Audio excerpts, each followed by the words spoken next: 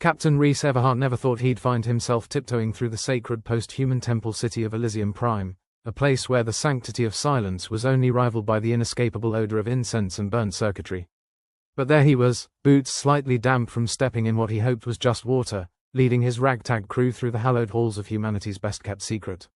"Remind me why we're the ones risking our necks in this cosmic museum, Captain," grumbled Mox, his engineer, whose enthusiasm for ancient artifacts was about as genuine as a vacuum-sealed steak. Rhys smirked, adjusting the collar of his patched-up uniform. "Because, my dear Mox, the company decided our insurance policy was too generous. Besides, think of the stories we'll tell. Remember that time we nearly got atomized by a relic? Best campfire tale ever." Mox rolled her eyes, the sarcasm palpable. "Great, because I signed up for near-death experiences and a pension plan." As they navigated through the temple's labyrinthine corridors, Rhys couldn't help but notice the murals, crude depictions of humanity's illustrious history, all painted in shades of cosmic irony. There they were, ancient humans shaking hands with aliens, sharing knowledge and technology. Funny how none of those paintings showed them getting screwed over by the same aliens. "Tell you what," said Flynn, the ship's pilot, always the optimist even in the darkest star systems. "If we find something shiny, I'll let you keep it, Mox." "Unless it's cursed," chimed in Vara, the ship's medic, who had a penchant for finding the bleakest angle to any given situation. "In which case, I'll just sell it to the highest bidder," Mox replied, grinning. "One man's cursed object is another man's priceless artifact." They reached a large chamber, its architecture a paradox of simplicity and grandeur, tall, arched ceilings with bare walls that somehow conveyed both an absence of clutter and the presence of untold secrets. At the center stood a pedestal, foreboding in its ordinariness, holding a nondescript cube that seemed to emit a low hum. "Well, there it is," Rhys announced with all the enthusiasm of someone facing a tax audit. "The cube of destiny, or doom, or possibly just disappointment." "It doesn't look like much," Flynn remarked, scratching his chin. "I've seen vending machines more intimidating." "It's always the unassuming ones," Vara noted dryly. "Like those tiny, fluffy creatures that eat you alive from the inside." Mox approached the pedestal cautiously, her engineering instincts kicking in. "No runes, no blinking lights, no, do not touch, sign." "Maybe it's just an ancient paperweight," Rhys shrugged. "Or it's the universe's most elaborate booby trap. Only one way to find out, right?" With that, he gestured to Mox, who carefully reached out and touched the cube. A subtle shift in the air, like the moment before a terrible realization, whispered through the room. Nothing exploded, yet. "Well, no fireworks," Mox said, looking relieved. "Maybe we worried for nothing." As if on cue, the walls began to radiate faintly, ancient etchings glowing ominously. Rhys felt the hairs on his neck rise, the undeniable feeling that they had just knocked on the wrong door. "I think you just activated the world's most ancient security system," Flynn muttered, eyes darting around for potential escape routes. Vara sighed, her own brand of morbid curiosity piqued. "Great, I was just thinking, you know what I could use? A little more impending doom in my life." The hum from the cube grew louder, vibrating through the floor, a sound that resonated not just physically but deeper, tugging at the corners of their minds. It was like hearing a song you couldn't quite remember but sensed was important. "Okay, I admit, this is getting weird," Rhys said, backing away slightly. "Anyone else feel like they're being watched by an invisible audience?" Mox nodded, her hands twitching slightly with nervous energy. "Either that or I've had way too much caffeine." Before anyone could suggest retreating, the cube's hum reached a crescendo, and an ethereal voice echoed through the chamber, dripping with an intelligence that felt both ancient and alien. "Seekers of knowledge, you stand at the precipice of understanding." "Precipice of understanding?" Rhys echoed, incredulous. "More like precipice of, what the hell is going on?" The voice continued, oblivious to Rhys's sarcasm. "The hive mind has awakened." Flynn raised an eyebrow. "Hive mind? I thought we were dealing with dusty relics, not potential mind control devices." Vara chuckled dryly. "Just what I needed, another voice in my head telling me what to do." The chamber began to pulse with a subtle, rhythmic light, like the breathing of a giant, unseen beast. Rhys felt his own pulse sync with it, unsettling in its inevitability. "All right, team," Rhys said, trying to inject a sense of control into the chaos. "We've stumbled into something big here. Maybe bigger than us." "You think?" Mox quipped, her voice tinged with mock incredulity. "Next you'll be telling me the sky's blue and water's wet." Ignoring the jabs, Rhys focused on the situation. They had a knack for getting into trouble, but this felt different, like they were ants stepping onto a chessboard, unaware of the larger game being played. The voice resumed, its tone almost conversational, as if it was settling in for a chat. You have awakened a force beyond your comprehension. Prepare for enlightenment. Enlightenment, Flynn said, shaking his head. I didn't come all this way for a philosophy lecture. Maybe we should listen, Vara suggested, her voice uncharacteristically serious. After all, it's not every day you get to talk to an alien hive mind. Could be educational, or it could be the beginning of one hell of a bad day, Mox countered, her usual skepticism showing no signs of waning. The chamber's light show intensified, bathing them in a spectrum of colors that defied logic, each hue resonating with a different sensation: curiosity, fear, hope, despair, a kaleidoscope for the soul. I've got a bad feeling about this, Reese admitted, though his voice carried a hint of excitement. Bad, but strangely intriguing. Flynn laughed, a short, sharp sound. Story of our lives, right? Strangely intriguing bad decisions. As the vibrations subsided, silence fell once more, the kind of silence that felt heavy with expectation. Reese knew they had crossed a line, one that couldn't be uncrossed. Well, team, he said, taking a deep breath, I think we just signed up for the universe's worst guided tour. Vara nodded, a wry smile playing on her lips. All aboard the "what could possibly go wrong" express. A new presence filled the room, intangible but undeniable, as if the air itself had taken notice of them. Reese felt it probing, curious, like a scientist with a magnifying glass over an ant. You have questions, the voice uttered suddenly, echoing off the walls, settling in their minds with a weight that demanded attention. And we have answers. Reese exchanged glances with his crew, their expressions a mix of trepidation and determination. Well, I suppose there's no going back now, he said, the words both a resignation and a challenge. Let's see what kind of crap we've gotten ourselves into this time. Mox sighed dramatically. Just when I was getting used to the idea of living long enough to retire. Flynn grinned. Retirement's overrated anyway. With a deep breath, Reese stepped forward, his voice echoing as he addressed the invisible presence. All right, hive mind, let's hear it. What's this enlightenment you're peddling, and why should we care? The response was immediate, the voice wrapping around them like a cloak, both comforting and suffocating. You seek the truth of your past and the fate of your future, Captain Everhart. This is the beginning. For a moment, Reese felt a strange sense of connection, as if he stood on the cusp of something momentous, teetering between the safety of ignorance and the peril of knowledge. And, naturally, his first instinct was to make a joke. Well, if there's free booze involved, count me in. His crew laughed, the sound echoing through the chamber, defiant in the face of the unknown. They might be on the edge of something indescribable, but at least they'd face it together, with a healthy dose of sarcasm and humor, as always. The hive mind's presence loomed larger, and Reese knew they were about to embark on a journey unlike any before. Whatever lay ahead, it was sure to be as unpredictable as the cosmos itself. Onward, then, he said, his voice firm despite the uncertainty.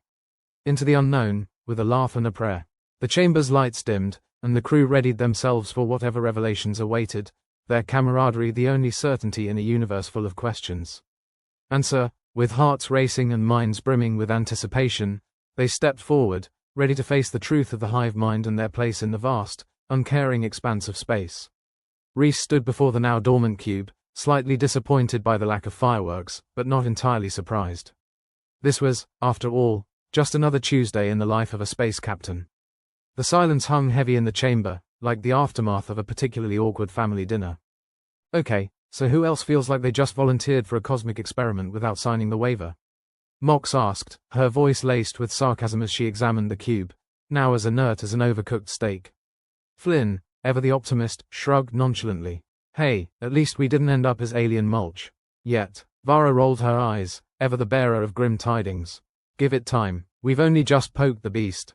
As if on cue, the walls of the chamber lit up again, this time projecting a holographic map of the galaxy, with lines connecting various stars in a network that looked suspiciously like a spider's web. The crew instinctively took a step back, like kids caught sneaking a peek at their Christmas presents too early. Great, a cosmic GPS from hell, Reese muttered, rubbing his temples. Anyone know if this thing has rerouting options for when you take a wrong turn into disaster? The map blinked, and dots began to move, small, insect-like drones, clustering and dispersing as if engaged in some intricate dance. Flynn leaned in, his curiosity piqued. Looks like a hive mind's version of a traffic jam. Reese wasn't convinced. Or it's the universe's worst synchronized swimming routine. Either way, it can't be good. Captain, Vara said, her voice dropping to a whisper, the only proper volume for impending doom. Those patterns, they're not random. Reese raised an eyebrow. Care to elaborate? Looks like a tactical formation, Mox chimed in, her eyes narrowing at the display. If I didn't know better, I'd say someone, or something, is organizing them. The room's temperature seemed to drop a few degrees as the realization settled over the crew like a wet blanket. Rhys took a deep breath, the pieces falling into an unpleasant picture. So, we've rung the doorbell, and now the whole house is coming to see who's knocking. At least they're not sending us a fruit basket, Flynn said, trying to lighten the mood, though the attempt fell flat. The map flickered, and a new voice, different from the first, crackled to life, this one erratic, like a radio station struggling for signal. Divided, disturbed, seek, unification. Rhys frowned, the words sounding both ominous and eerily familiar. I have a bad feeling that we're the peanut butter in a very angry sandwich right now. Looks like our little stunt might have caused a power struggle, Mox suggested, her tone half apologetic, half amused. Nothing like causing interstellar civil strife to spice up the week, Vara quipped. The holographic map shifted again, the drones moving faster now, their paths more erratic, like a computer experiencing a very bad day. Rhys felt the weight of responsibility, a suffocating cloak he wasn't eager to wear. All right, folks, we need to figure out what this hive mind's intentions are before we end up as collateral damage. Great plan, Cap, Flynn said with a grin that didn't quite reach his eyes. Got any ideas on how to parley with a sentient network of grumpy drones? Sadly, my degree in intergalactic diplomacy is still in the mail, Rhys replied dryly. But maybe we can try talking to the voice again. See if we can get a clearer picture of what's happening. Vara sighed, rubbing the bridge of her nose. I've always wanted to negotiate with an alien consciousness. It's right up there with root canals and taxes. The chamber seemed to pulse with expectation as Rhys stepped closer to the pedestal. All right, mysterious hive mind or whatever you are. Care to explain what the hell we've stumbled into? Silence followed, the kind that stretched out like a drawn breath, promising nothing good. Then the first voice returned, its earlier serenity now marked with a hint of urgency. The network fractures, unity threatened, seekers must choose. Choose, Mox echoed. Choose what? Flynn chuckled, though there was no humor in it. I'm guessing between a rock and a hard place. The hologram zoomed in on several of the drone clusters, now highlighted in different colors, some blue, others red, with a handful of glowing yellow. Rhys had the sinking feeling of someone who'd just been handed a test and forgotten to study. Looks like we're dealing with factions, Mox said, her analytical mind in overdrive. Not all of them are on the same page. Rhys nodded, his eyes scanning the display. So, we've got a civil war in the hive mind, and we're caught in the middle. Wonderful. Maybe we can play them against each other, Vara suggested, her voice betraying a hint of morbid excitement. Get them so busy fighting each other they forget about us. Rhys considered it, though the idea made him uneasy. That's risky. If we choose wrong, we might end up pissing off the wrong side. Since when have we ever taken the safe route? Flynn pointed out, crossing his arms. Adventure loves company. Rhys let out a long-suffering sigh, the weight of leadership feeling particularly heavy. All right, let's try to communicate with them. Maybe there's a way to broker peace without getting blown to smithereens. Vara snorted. Always the dreamer, Captain. The chamber's lights dimmed, and a single drone detached from the holographic cluster, floating down to hover before them like a curious insect. It buzzed softly, lights blinking in a pattern that suggested it was waiting. Well, isn't that the cutest little death machine? Mox said, eyeing it warily. Let's see if it bites, Rhys replied, stepping forward cautiously. Hey there, little guy. Got a message for us? The drone's lights flickered, projecting an image onto the floor, a complex pattern of circles and lines that seemed to shift and change with each passing second. Looks like a puzzle, Flynn observed, leaning in. Or a really complicated game of tic-tac-toe. Rhys studied the pattern, feeling like he was back in school staring at a math problem that refused to make sense. I think it's a choice. Maybe a way to signal which side we're aligning with. Eeny meeny miny mo. Catch a drone by the toe, Mox sang, though her fingers twitched nervously. Vara rolled her eyes. I'm not sure trusting our fate to children's rhymes is the best strategy.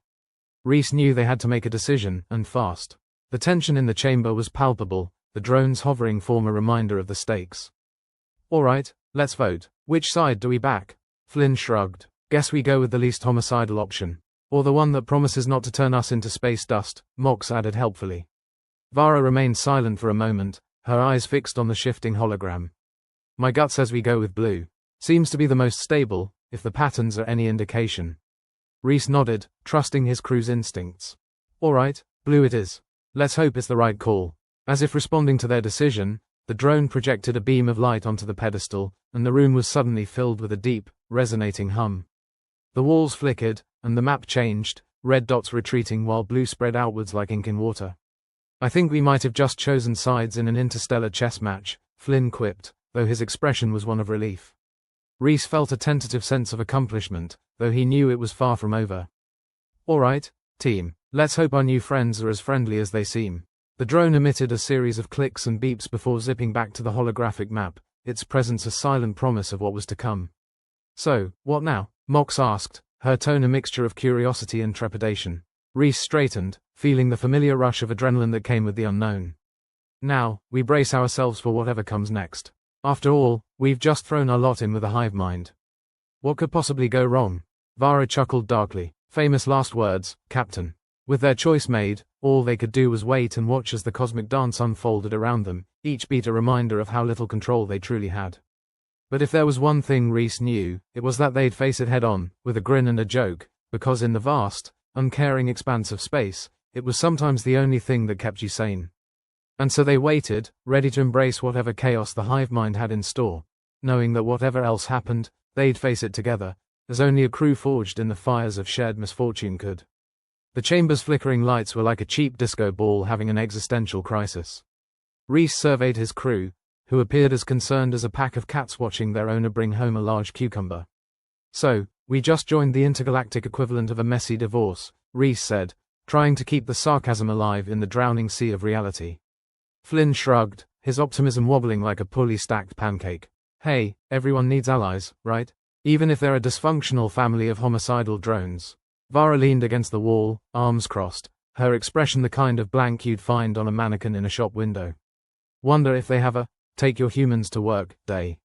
Before Reese could respond, the chamber vibrated with an odd hum, like a giant cat purring ominously.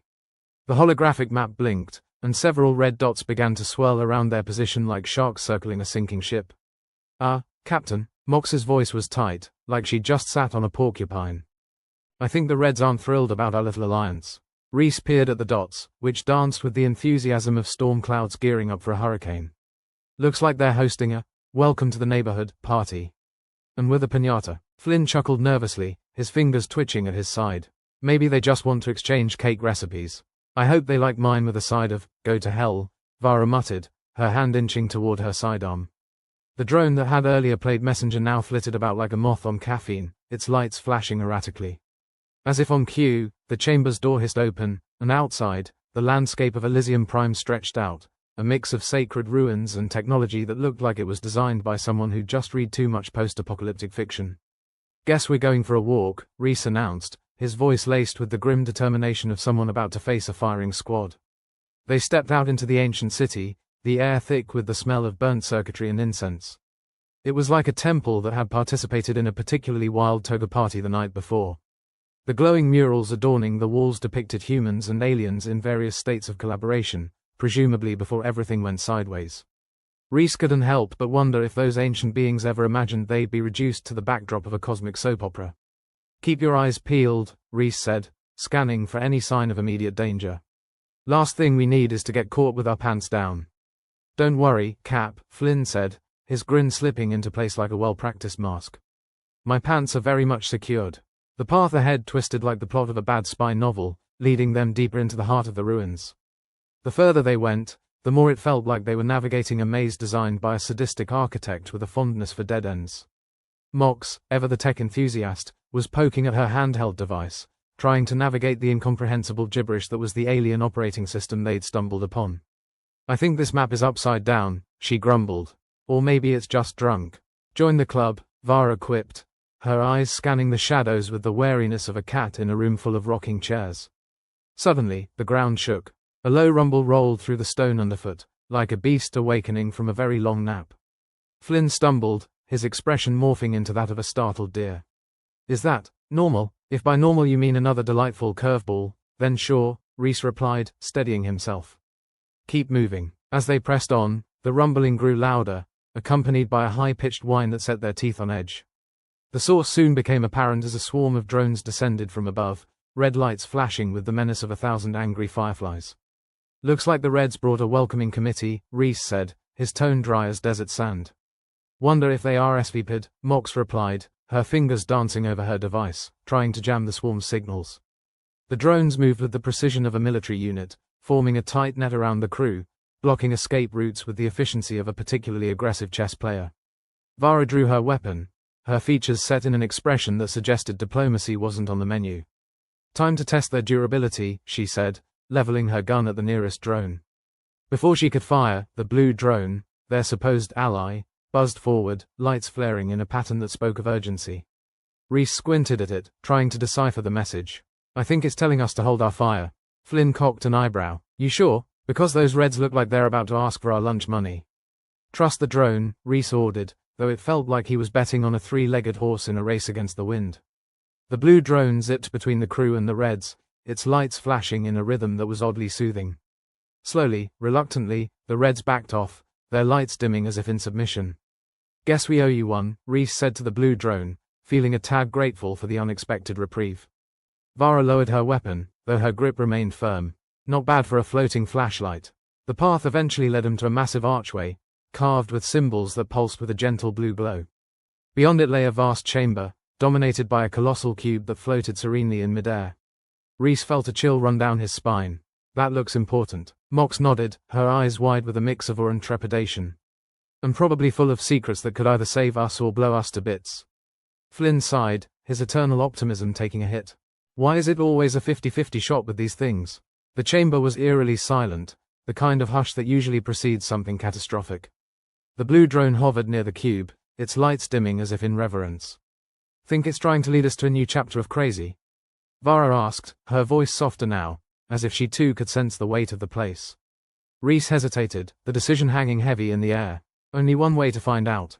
The crew approached the cube, their footsteps echoing like whispers in the vast emptiness. As they drew near, the cube's surface rippled, revealing a holographic display that shimmered with the complexity of 1,000 interconnected networks. That's a whole lot of nothing I understand, Flynn said, rubbing his chin thoughtfully. Mox was already hard at work, fingers flying over her device. I think it's a control center.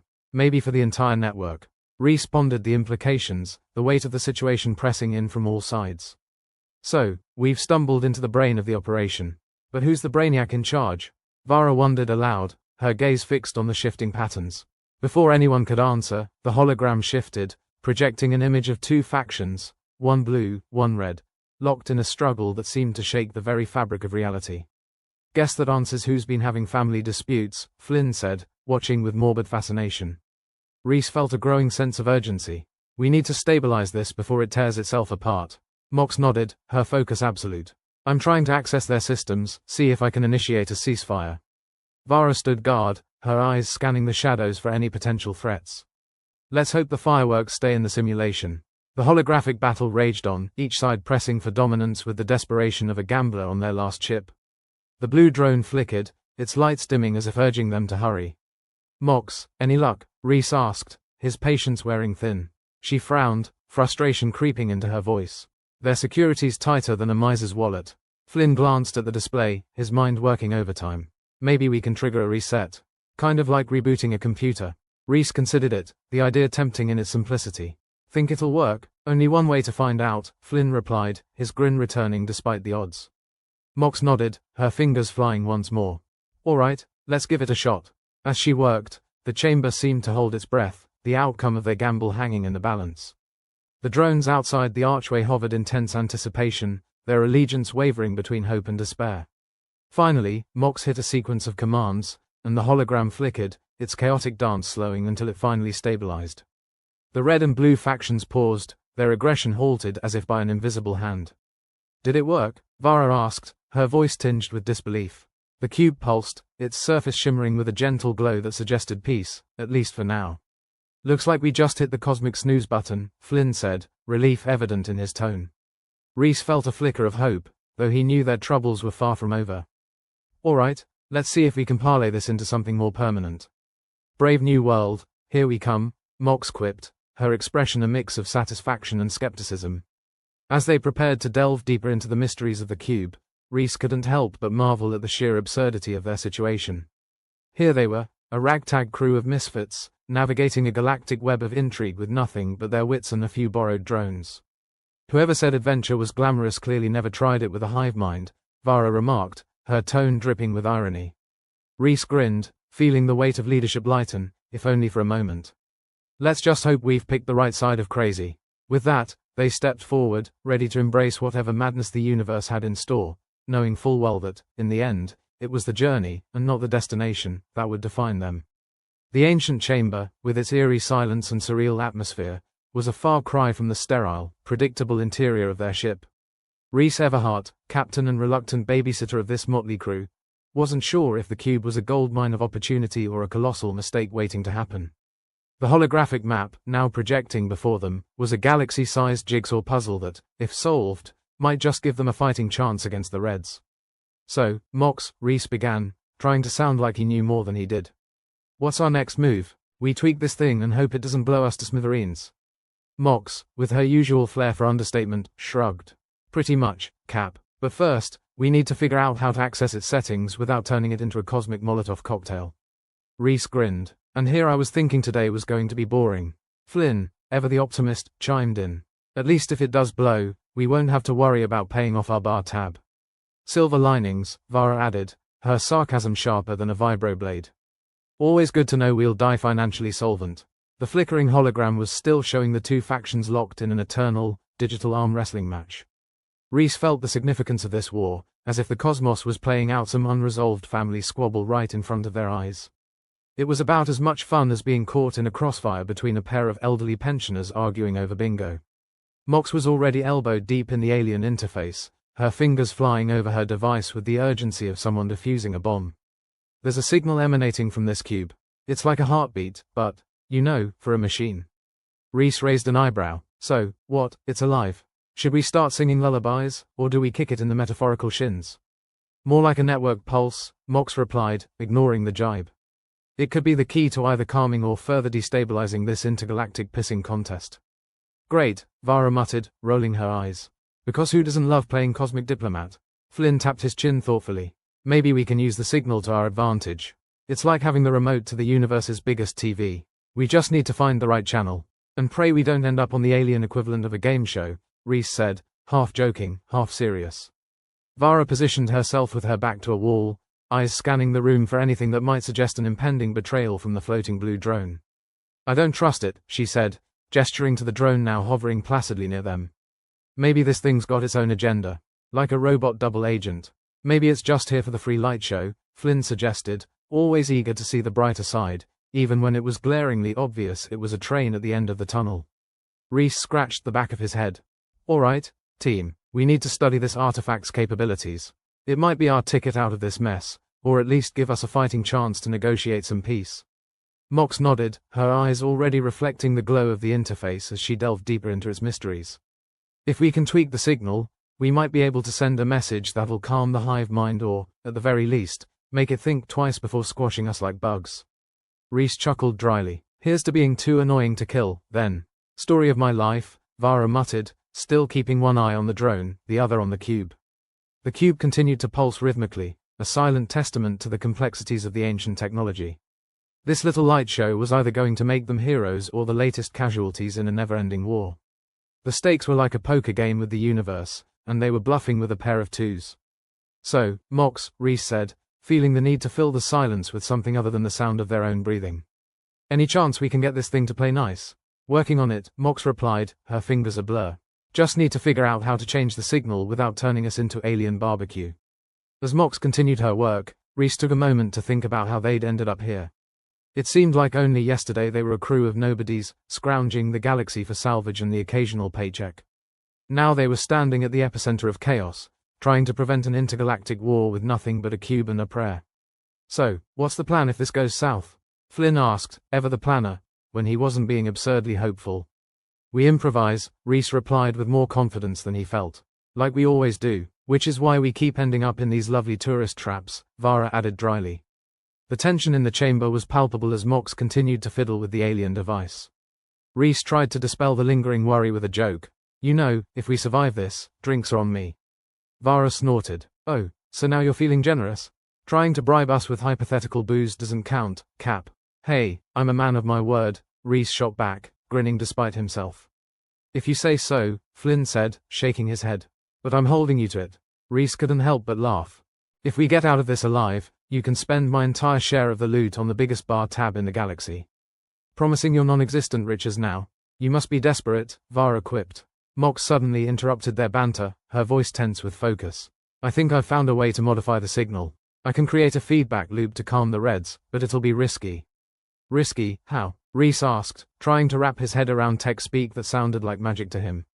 Think of it like screaming into a microphone that's already at full volume, Mox explained. It could stabilize the Reds or it could blow our eardrums out. Figuratively speaking. Reese nodded, the decision an obvious choice. Well, we didn't come all this way to play it safe. Let's give it a shot. Flynn gave a thumbs up. Here's to living dangerously, or dying quickly, Vara added, her dry tone making it hard to tell if she was joking or serious.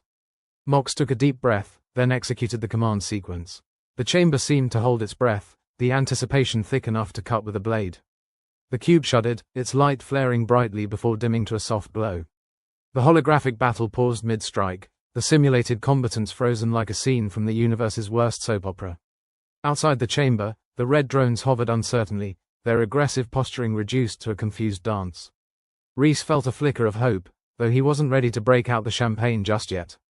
Did it work? Flynn asked, voice tinged with excitement and disbelief. Mox exhaled slowly, her expression a mixture of relief and caution. Looks like we hit the right note, but it's only a temporary fix. We need to find a more permanent solution. Reese nodded, his mind already racing with possibilities. All right, let's not waste this breather. We need a plan, and fast. Any suggestions that don't involve us getting incinerated would be welcome, Vara said, still keeping her weapon close. How about we try to negotiate a truce with the Reds using the cube as leverage? Flynn suggested, his optimism as persistent as ever. Reese considered it. It's a long shot, but it might just work. We know they want the cube, and we've got it. Great, Vara said, her sarcasm undiminished. We're negotiating with homicidal drones. What could possibly go wrong? Everything, Reese admitted, but the gamble was all they had. But it's the best chance we've got. The blue drone, still hovering loyally by their side, blinked its lights in a pattern that Reese chose to interpret as encouragement. Or maybe it was laughing at them. Hard to tell with machines. Okay, Mox, keep the signal stable. Flynn, Vara, stay sharp. We're heading into uncharted territory here, Reese said, the weight of command settling comfortably on his shoulders. As they prepared to move out, Reese couldn't help but feel a strange sense of camaraderie with his crew. Sure, they were a ragtag bunch, held together more by circumstance than choice, but they were his ragtag bunch. And if anyone was going to save the galaxy from itself, it was going to be them. Let's go annoy some drones, Reese said, leading the way with a grin. Before they decide they've had enough of our hospitality. Vara shook her head. One day, we'll have to find a way to get rich without nearly dying. Where's the fun in that? Flynn replied, falling in step behind her. And with that, they stepped back into the unknown, ready to face whatever challenges awaited them. In the grand scheme of things, they were just a small part of an immense, chaotic universe. But that was okay. Reese and his crew had made peace with the chaos, even if it meant improvising their way through it. As they journeyed deeper into the ruins of Elysium Prime, Reese couldn't help but smile at the absurdity of it all. Here they were, a collection of misfits and outcasts, trying to change the course of history armed with nothing more than their wits, a mysterious cube, and a penchant for defying the odds. It wasn't much, but it was enough. For now. Okay, folks, Reese said, surveying the entrance of the temple city like it was the mouth of a particularly grumpy beast. Let's make like good guests and try not to get eaten. Flynn peered into the shadows beyond the crumbling archway. I'm getting the feeling these ruins have seen better days. No kidding. And here I was thinking this place was a prime real estate opportunity, Vara quipped, stepping carefully over the debris-strewn ground. With a bit of paint and some heavy-duty pest control, this could be a great fixer-upper. Reese chuckled, his eyes darting around for any sign of movement. Pity the neighbors are homicidal drones and ancient tech with a mind of its own. Mox tapped a few buttons on her handheld device, the screen flickering with alien symbols. Well, we could always try to convince them to form a homeowners association. That'll scare anyone off. Let's keep that as plan B, Reese replied, trying to ignore the growing sense of unease creeping up his spine. In the meantime, we'll settle for not being turned into a decorative wall hanging. Flynn, always the optimist, grinned. I hear the Reds have a competitive interior design team. And a penchant for redecorating with plasma, Vara added, her tone dry as dust. As they moved further into the temple city, The air grew thick with the dusty remnants of what might have been a great civilization. The kind that probably prided itself on its ability to build incredibly complicated things that nobody could understand. Reese could only hope that his crew wouldn't become a permanent part of the scenery. "Hey, Mox," he said, trying to keep his voice light. "Any chance that cube of yours can turn these drones into our personal security detail?" Mox shrugged, her fingers dancing across her device. "If by personal security, you mean they'll be aiming at us less frequently, maybe." "Good enough for me," Reese replied, glancing back at the rest of the crew. "All right, let's keep moving. I'd rather not be here when their tour guide shows up." Vara's voice cut through the silence like a knife. "I think we might be past that point, Cap." Reese turned to find her staring at the approaching red drones. They were swarming like a school of angry mechanical fish, their red lights blinking in unison, as if they were in some kind of aerial synchronized swim team. "Well, that's just fantastic," Reese muttered, gripping his blaster tightly. "Looks like our welcome party's arrived." Flynn took up a position beside him, weapon at the ready. "I knew we should have sent a gift basket ahead. Too late for second thoughts now," Vara said, her eyes narrowed as she tracked the drone's approach. "Looks like we're on the menu." "Hey, Mox," Reese called, trying to keep the panic out of his voice. "Any ideas?" Mox was already working furiously at her device, her brow furrowed in concentration. "Give me a sec, Cap. I'll see if I can tweak the signal to put them in standby." "Better hurry," Flynn said, inching forward. "Looks like they're ready to roll out the red carpet." Reese felt the adrenaline coursing through his veins as the first wave of drones came into range. He raised his blaster, aiming at the nearest target. "All right, team, let's give them a warm welcome." The ensuing barrage was a chaotic mess of flashing lights and the unmistakable sound of energy weapons. Reese ducked behind a crumbling pillar, his heart pounding like a war drum. Above the din, he heard Mox shout something, but the words were swallowed by the cacophony. "Mox," Reese bellowed, daring to peek out from behind his cover. "What did you say?" "I said, I've almost got it." Mox replied, her voice strained with effort. "Just a little longer." "Longer isn't an option," Vara snapped, firing off a volley of precise shots that took out a pair of drones with the same casual ease she might have displayed while flicking lint off her jacket. Reese grit his teeth as he fired back at the advancing drones. Their numbers were overwhelming, and the odds were quickly turning against them. For a brief moment, he allowed himself to imagine what it might be like to be back on their ship, sipping a cold drink and laughing about their latest close call. But the reality was a lot less pleasant, and it involved a hell of a lot more danger. "Reese," Mox called out, breaking him from his reverie. "I've got it. Standby mode activated." The shift was immediate. The drones halted midair, their aggressive posturing dissolving into a confused hover. It was as if someone had flipped a switch, and the hive mind had suddenly decided to take a coffee break. Reese let out a breath he hadn't realized he was holding. "Nice work, Mox," he said, his voice barely masking the relief. "Now let's get the hell out of here before they change their minds." Flynn and Vara joined him as they regrouped, Mox bringing up the rear. "So, what now?" Flynn asked, his eyes scanning the sky warily. "Now," Reese said, as they continued their retreat, "we find a way to keep these flying death machines from waking up angry." Vara nodded, her expression grim. "And we better do it quick. Something tells me their nap isn't going to last forever." As they pressed onward, Reese couldn't shake the feeling that they were running out of time. The ancient city loomed around them, its towering spires casting long shadows that stretched across the desolate landscape. He felt like they were trapped in a maze, with no clear exit in sight. "Mox, think you can keep the signal stable long enough for us to get out of here?" Reese asked, glancing back at her as she fiddled with her device. "I'll do what I can," Mox replied, though she didn't sound particularly optimistic. But this rig wasn't built for long-term solutions. Flynn winced. "So, we're on borrowed time." "Fantastic. Story of our lives," Vara said, her voice dry as ever. "Face it, boys, we're the universe's favorite chew toy." Despite the gravity of their situation, Reese managed a wry smile. "I guess we should be flattered. Not everyone gets to be the galaxy's punching bag." They continued their trek through the ruins, the silence oppressive in the wake of their earlier skirmish. Reese could feel the weight of responsibility pressing down on his shoulders.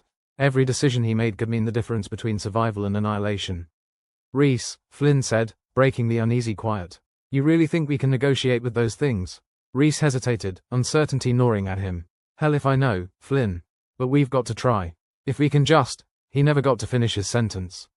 A low rumble reverberated through the ground beneath their feet, and Reese instinctively braced himself as the floor began to tremble with an ominous intensity. "Earthquake?" Flynn asked, wide-eyed. "More like a welcoming committee," Vara muttered, her gaze fixed on the horizon. Reese turned to see what had captured her attention and felt his stomach drop. A hulking mass of metal and machinery was bearing down on him, its form almost comically oversized compared to the sleek drones they'd faced earlier. It moved with a lumbering grace, the ground shaking with each step. "Well, this just keeps getting better," Reese said, his voice tinged with disbelief. "What the hell is that?" "A problem," Mox replied, her fingers flying over her device in a desperate attempt to find a solution. Vara snorted, her weapon raised and ready. "No kidding, Sherlock." The massive machine, part tank, part fortress, ground to a halt in front of them, its mechanical eyes glowing with a menacing red light. Reese could feel the tension rising as the air crackled with an electric charge. "What's the plan, Cap?" Flynn asked, his voice a mixture of fear and determination. Reese squared his shoulders, determination settling over him like a second skin. "We improvise," he said, echoing the words that had become their unspoken mantra. "We make it up as we go along." "Great," Vara said, her tone full of dry sarcasm. "Just like old times." And with those words, they sprang into action, their movements fluid and automatic as they engaged the massive machine. Energy bolts sizzled through the air, the echoes of their battle reverberating off the ancient stone walls. Reese ducked and dodged, his mind racing with possibilities. There had to be a way to turn the tide, some chink in the armor that they could exploit. "Mox," Reese shouted, his voice barely audible over the noise of the battle. "Any chance you can hack that thing?" Mox didn't hesitate. "I'll give it a shot, but no promises." As she worked, Reese and the rest of the crew kept the machine occupied, their movements coordinated and precise. It was a dance they knew well, a rhythm that had been honed through countless skirmishes and near misses. "Come on, Mox," Reese muttered under his breath, willing her to succeed. Finally, just as it seemed the machine was about to overwhelm them, Mox let out a triumphant shout. "Got it. System override initiated." The effect was immediate. The massive machine shuddered to a halt, its red eyes dimming to a placid blue. Reese felt a wave of relief wash over him, but he knew better than to relax too soon. "All right, let's move," Reese called, motioning for the crew to follow him. "We need to get back to the ship." They retraced their steps through the temple city, their pace brisk and determined. As they ran, Reese couldn't help but feel a sense of camaraderie with his crew. They were a motley bunch, but they were his. And together, they might just stand a chance. As they finally emerged from the ruins, the sight of their ship in the distance filled Reese with a renewed sense of hope. They weren't out of the woods yet, but they'd made it this far. "Home sweet home," Flynn said, a grin spreading across his face as they approached the ship. "Let's not get too comfortable," Reese cautioned, though he couldn't suppress the small smile that tugged at his lips. "We've still got a long way to go. But for now, they'd take the victory, however small it might be. In the unpredictable dance of life and death that was their existence, it was enough. The ancient city of Elysium Prime wasn't exactly living up to its utopian name. Instead of golden towers and peaceful plazas, it felt more like the universe's most aggressive museum tour, complete with homicidal drones and a hostile welcome committee. Reese Everhart, reluctant babysitter and captain of this motley crew, felt the weight of it all pressing on his shoulders like a particularly ill-fitting spacesuit. They barely caught their breath on the ship when the damn cube started acting up again, the holographic map projecting itself in the middle of the cramped cockpit like an unwanted guest at a dinner party. Figures clashed in midair, the two factions on the map locked in an eternal, unresolved family squabble that made Reese's own family reunions look like a cakewalk. "Anyone got an aspirin?" Reese muttered, rubbing his temples. "Sorry, fresh out. Used the last of it after our last adventure," Vara said, her voice dripping with sarcasm.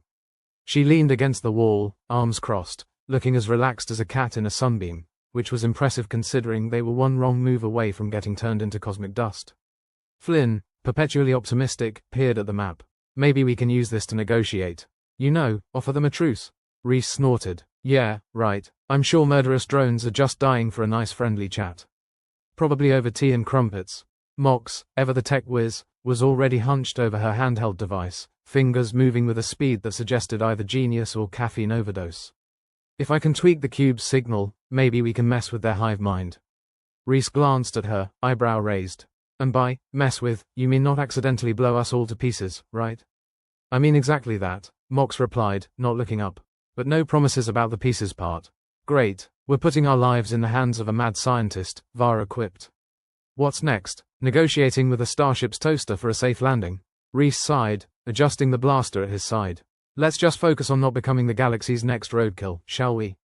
As Mox delved deeper into the code, Reese watched the map with a mixture of frustration and reluctant curiosity.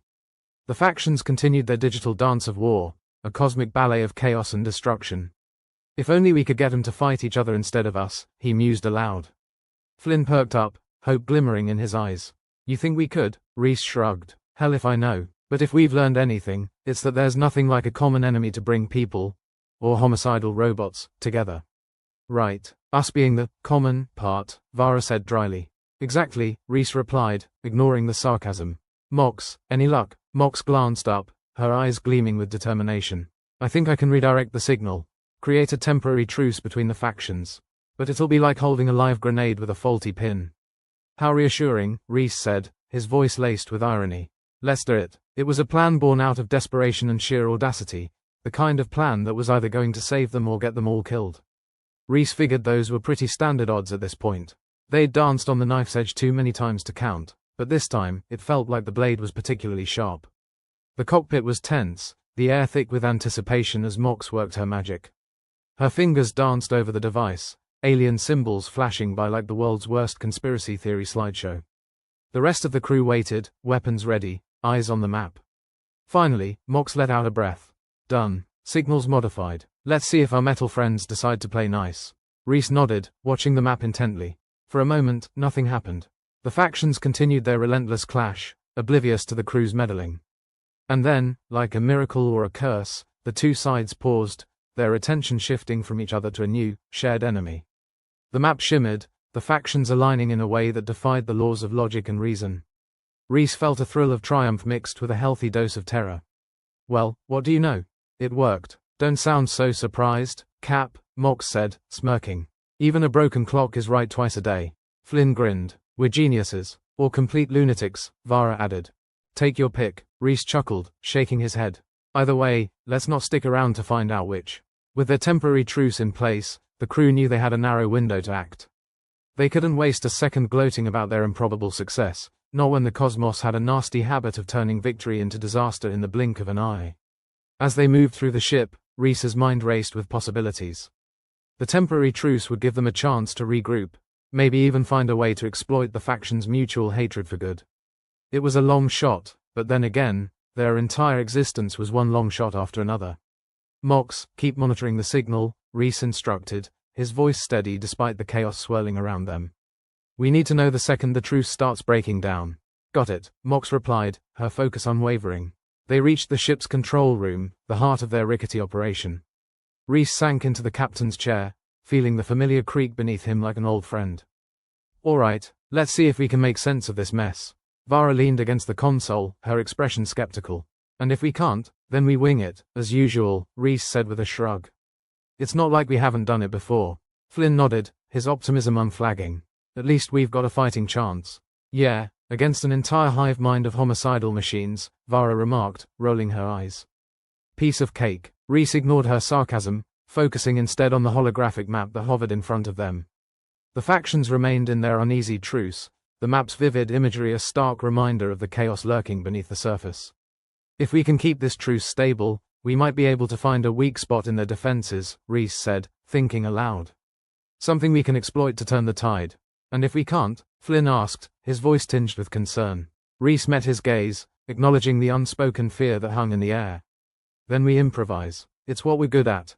Improvisation, Vara said with a smirk. Our specialty. Reese chuckled, the tension in the room easing slightly. Exactly. Now let's see if we can turn this cosmic disaster into something resembling a victory. As they worked, Reese couldn't help but marvel at the sheer absurdity of it all. Here they were, a ragtag group of misfits, facing off against a technologically superior enemy with nothing but their wits and the modified signal to back them up. It was the kind of situation that made you question your life choices. And yet, despite the odds, Reese felt a spark of hope. Maybe, just maybe, they could pull this off. Maybe they could tip the scales in their favor and walk away from this mess in one piece. Mox, what's the status on the signal? Reese asked, glancing over at her. It's holding steady for now, but it's not going to last forever, Mox replied, her brow furrowed in concentration. We're working on borrowed time. Story of our lives, Reese muttered, shaking his head. All right, let's make it count. As they continued their work, the crew fell into a familiar rhythm, their movements synchronized and precise. It was a dance they knew well, a testament to their resilience and ingenuity. And as the minutes ticked by, Reese felt a sense of camaraderie with his crew, a bond forged in the fires of adversity.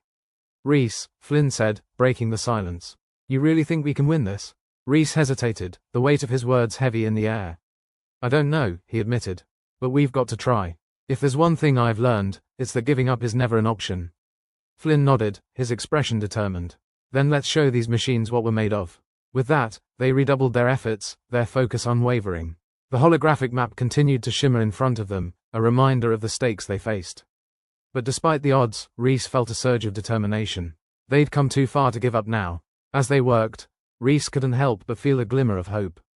Maybe, just maybe, they could turn the tide and tip the balance in their favor. It was a long shot, but then again, so was everything else in their lives.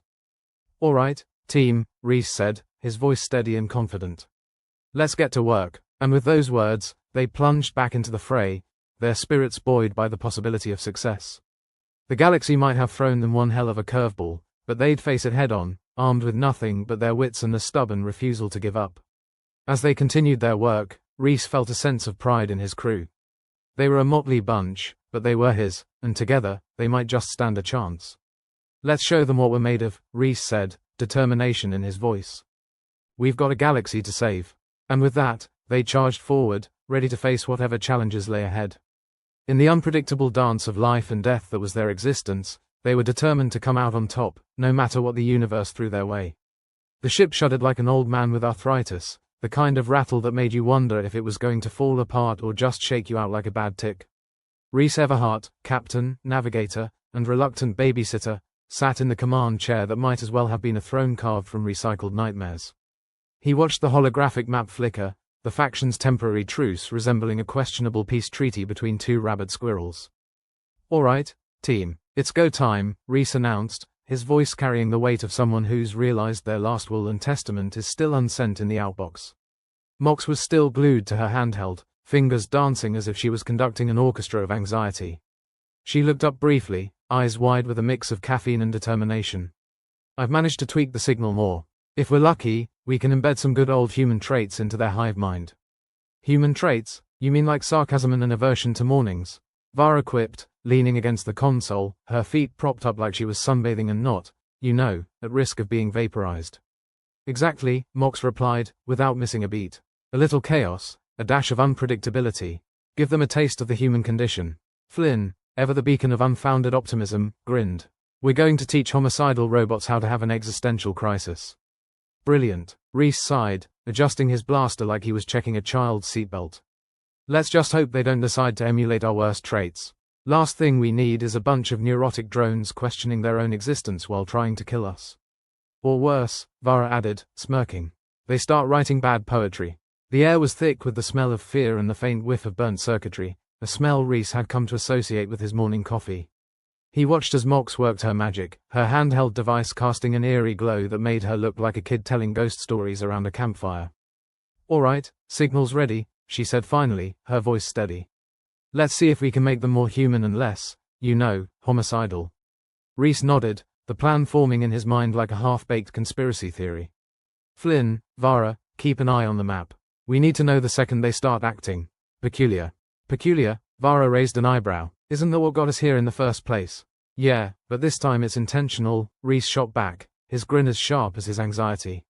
With a few taps, Mox sent the modified signal into the ether, the silence of Elysium Prime broken by a low hum that vibrated through the ship like the world's worst massage chair.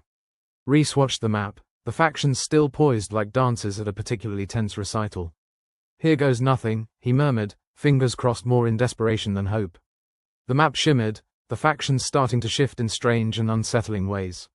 It was as if they were trying to do a cha-cha but kept getting stuck on the Macarena. Then, slowly, the seemingly impossible happened. The factions began to realign, their formations resembling something dangerously close to a synchronized swimming routine.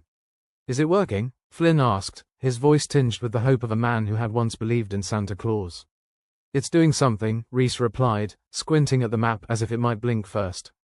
Whether that something is good or bad is up for debate. Vara leaned forward, her eyes narrowing. Looks like they're doubling back on themselves, like they suddenly have a conscience or a really poor sense of direction. Or, Mox added, like they've been hit with a sudden urge to self-reflect. The thought of homicidal drones experiencing an identity crisis was both terrifying and oddly satisfying. Reese couldn't help but chuckle at the absurdity of it all. It was the kind of humor you found in the dark corners of a bar, the kind where people laughed because the alternative was crying into their drinks. "Let's ride this wave of existential dread and see where it takes us," Reese said, his tone more hopeful than he felt. "Mox, keep tweaking. If we can stabilize this, we might just pull it off." "Sure thing, Cap. Just trying not to think about how we're essentially hacking their brains to be like ours," Mox replied, her fingers ablur over the device. Reese glanced at her, eyebrow raised. "You say that like it's a bad thing." The drones on the map began to move in a more coordinated fashion, their actions less erratic and more purposeful. It was as if they'd been given a crash course in human behavior, complete with all its charming neuroses. "Looks like they're integrating the traits," Vara said, a hint of disbelief in her voice. "I guess humanity is contagious. Let's hope it's the good parts," Reese replied, watching the map with a mixture of pride and panic. "Last thing we need is a bunch of metal therapists in need of therapy." The crew watched in awe as the map continued to shift, the factions no longer clashing mindlessly but instead forming a coherent, if slightly disoriented, whole. It was like watching a dysfunctional family reunion, complete with awkward silences and someone inevitably crying in the corner. "It's working," Flynn said, his voice filled with wonder. "They're stabilizing. And here I thought we'd end up as cosmic debris," Vara muttered, a hint of a smile playing on her lips. "Guess we're not dead yet." Reese couldn't help but feel a surge of relief, tempered by the knowledge that this was just one hurdle in an endless race. But for now, they'd managed to tame the chaos, if only for a moment. "We did it," Mox said, her voice a mix of exhaustion and triumph. "We actually did it." Reese grinned, the weight of the galaxy momentarily lifted from his shoulders. "Not bad for a bunch of lunatics in a tin can." The crew let out a collective breath, the tension in the room dissipating like a bad smell caught in a breeze. Reese leaned back in his chair, the familiar creak a welcome reminder that they were still, improbably, in one piece. "So what's next, fearless leader?" Vara asked, her tone half mocking, half genuine curiosity. Reese considered the question, the possibilities stretching out before him like a particularly twisted roadmap. Now we figure out how to live with our new metal friends without them deciding to redecorate with our innards." Flynn chuckled, shaking his head. "Sounds like a plan." "Good, because it's the only one we've got," Reese replied, glancing at the map. The drones were still there, but their movements were more measured, more human. For the first time in what felt like forever, Reese allowed himself to hope. Maybe they could make this work. Maybe they could find a way to coexist with their newly confused adversaries. Or maybe they'd just taught a bunch of homicidal robots how to have midlife crises. Either way, it was bound to be interesting. "All right, team," Reese said, his voice carrying the weight of leadership and the lightness of possibility. "Let's see what this brave new world looks like." With that, they set about preparing for whatever came next, their minds sharp, their spirits high. They'd face down the impossible and come out the other side, battered, bruised, but very much alive. And in the end, wasn't that all anyone could really ask for? The temple city loomed over the crew of misfits like a pissed-off deity, all crumbling majesty and latent malevolence. It was the kind of place that would make a historian drool and an insurance adjuster weep. Reese Everhart stood on the threshold, the weary commander of a ship that felt like it was held together with spit and prayers. Beside him, his crew buzzed with a mix of triumph and disbelief, as if they'd just survived a particularly lethal group hug. "So this is it," Reese said, gesturing to the ancient ruins with a flourish that could only be described as sarcastic. "The grand prize. A city that's older than your grandmother's cooking and twice as deadly." Vara snorted, the sound echoing off the stone walls with a kind of mocking resonance. "Yeah, exactly what I signed up for. I was hoping for a nice beach planet, maybe some drinks with the little umbrellas." Flynn, forever the optimist in this sea of cynicism, grinned at the sight of the murals depicting humans and aliens sharing knowledge. "You know, despite the homicidal drones and potential death, this place has a sort of charm."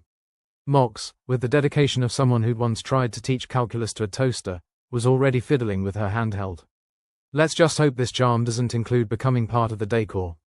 The holographic map in Reese's hand jittered and fizzed, showing the factions still maintaining their precarious truce. The Red faction had conveniently decided not to turn their temporary cessation of hostilities into an open invitation to a massacre. Small blessings, Reese thought, like finding a 5-credit coin in a sewer. "All right," Reese said, pointing at the map with the authority of someone who's just pretending to know what they're doing. "We need to access the city's control room. That's where we'll learn if we're the galaxy's saviors or just another entry in the history books under Oops. They moved through the temple city's winding corridors, the shadows casting long, eerie fingers that seemed to grasp at the fringes of their consciousness. The path was littered with the remnants of ancient technology, most of it looking about as functional as a politician's promise. Think these were the Roombas of the past? Vara asked, kicking a rusted hunk of metal that might once have been a drone.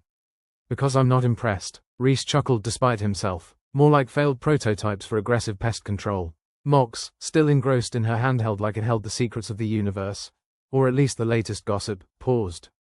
I've got the cube signal stabilized. It's acting like a mediator between the factions. Good, Reese replied. Last thing we need is them deciding the truce is as flimsy as our luck.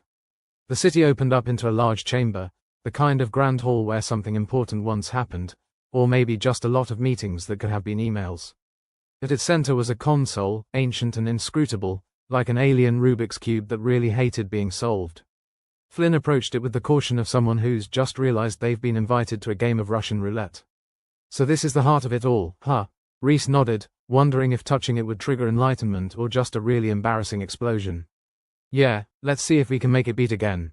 Mox moved to the console, her fingers moving like a pianist on a caffeine high. Let's hope it responds to our signal and not just fry us for fun. The console glowed in response, symbols flashing across its surface in a language older than any known to them. It was like trying to decipher an alien instruction manual with one hand tied behind your back.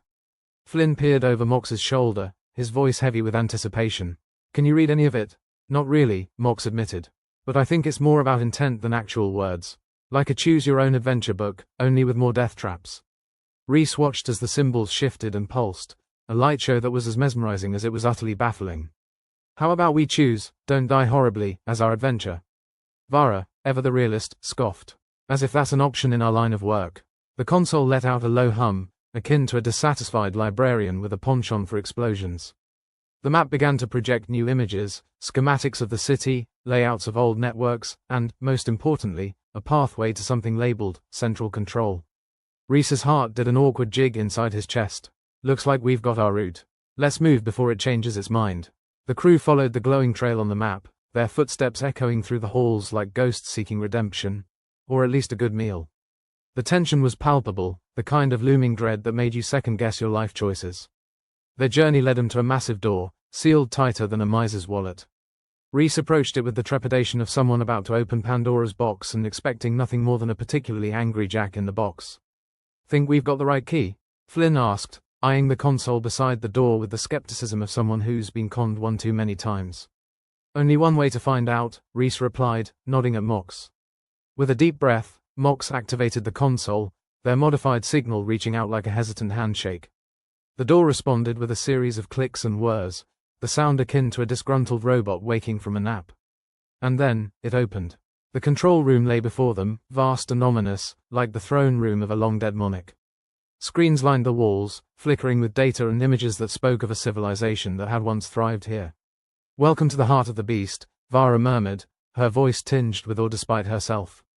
Reese stepped inside, his gaze sweeping over the room with the appreciation of a man who'd just been handed the keys to a very well-armed candy store. All right, let's see what this place can do. Mox moved to the central console, her eyes narrowing as she delved into its secrets. They've got everything here. Energy grids, communication networks, even weather control. Weather control? Flynn asked, incredulous. You mean we could finally have a sunny day without getting fried? Reese grinned, the thought of controlling the weather appealing in its absurdity. Imagine the barbecues. Mox continued to work, her fingers dancing across the console with the precision of a surgeon and the speed of a caffeine-deprived octopus. The drones are integrated into the city's systems. We could potentially reprogram them to work alongside us. Turn them from homicidal maniacs into overzealous tour guides. Vara suggested, her sarcasm as sharp as ever. Something like that, Mox replied, not missing a beat. If we succeed, we could use this city as a base for future expeditions. The thought hung in the air, heavy with possibility. They could turn this temple of doom into a sanctuary, a hub for the alliance they'd inadvertently created with their existential meddling. Reese contemplated the notion, a rare smile tugging at the corners of his mouth. We might just have stumbled onto something big here, folks. Flynn nodded, the prospect of cooperation lighting up his eyes. Think of the knowledge we could uncover, the alliances we could form. Heck, we might even throw a decent party. The control room buzzed with activity, the screens displaying data and holograms that painted a picture of a future they could barely grasp yet. It was a chance to rewrite their story, to turn the grim realities of their existence into something meaningful. And maybe, just maybe, they could make something good out of the chaos they'd inherited. Reese looked around at his crew, the motley band of misfits who'd somehow pulled off the impossible. They were tired, battered, and still a little rough around the edges, but they were his team. And together, they'd faced down the worst the universe had to offer. "We've got a lot of work ahead of us," Reese said, his voice carrying the weight of leadership and a hint of optimism. "But I believe we can make this work." Vara smirked, her tone as dry as the dust on the temple floor. "Well, if we're going to save the galaxy, I better get back to sharpening my sarcasm." Flynn chuckled, the sound echoing through the control room like music. "And I'll start working on my robot stand-up routine." "Right," Reese said, clapping Flynn on the shoulder. "Because nothing says alliance like making homicidal machines laugh." Mox nodded, her eyes shining with determination. "I'll keep tweaking the hive mind. See if we can teach them empathy, or at least how to make a decent cup of coffee." Together, they stood in the control room of an ancient city, the future unfurling before them like a road they'd never walked. It was uncertain, fraught with peril and promise, but it was theirs to shape. Reese couldn't help but feel a surge of pride and hope, a rare combination in their line of work. They'd come a long way from the ragtag crew on a ship that rattled like a tambourine, and now they were poised to change the galaxy, or at least their little corner of it. "All right, team," Reese said, his voice filled with the kind of confidence that came from surviving the impossible. "Let's get to work." And with that, they set about their new mission, ready to face whatever challenges lay ahead. They were the architects of their destiny, armed with little more than wit, determination, and a healthy dose of gallows humor. In a universe where hope was a rare commodity, they'd found it in the least likely of places, each other.